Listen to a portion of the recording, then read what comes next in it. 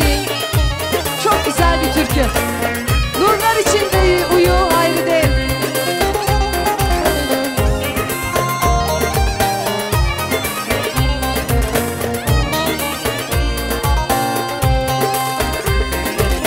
Zülüfleri daramış da kenarına güller koymuş. Gülleri kokmaya geldim, gülleri kokmaya geldim. Zülüfleri taramış da kenarına güller koymuş. Gülleri kokmaya geldim, gülleri kokmaya geldim.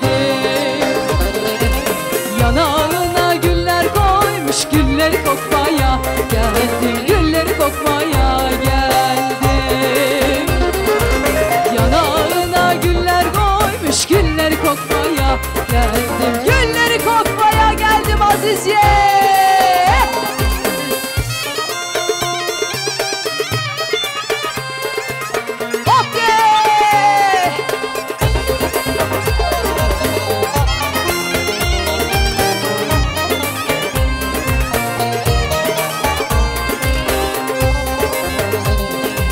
Ocağının üstüne şişler koymuş, şişlerde şişlesin diye geldim, şişlesin diye geldim.